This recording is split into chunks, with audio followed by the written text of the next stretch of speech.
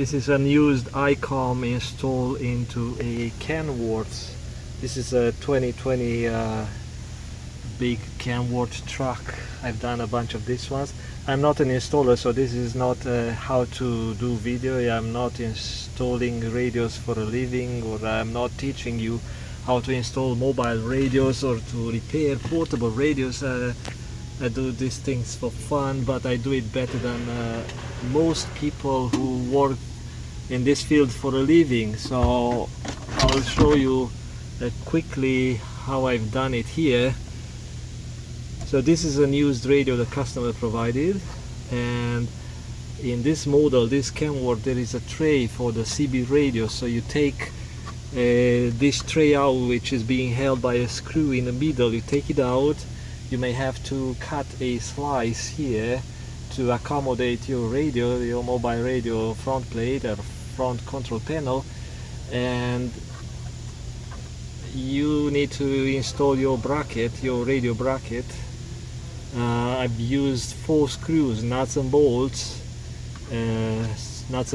washers and lock washers, of course, for vibration, so it won't come out, won't get loose over the years. And there is a in a harness there is a speaker, external speaker connector that's being connected here to here. So you connect that one to the Icom radio if you use an Icom. I've used an Icom because they gave me one, and I tapped the power into the existing harness.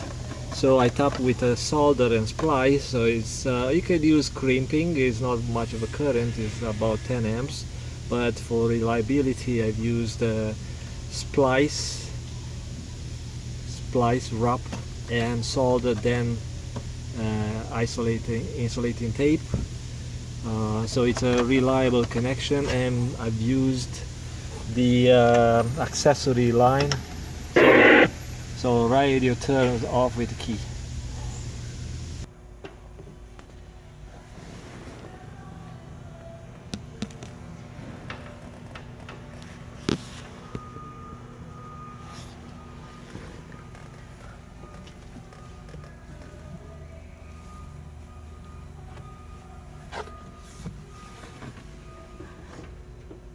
Okay,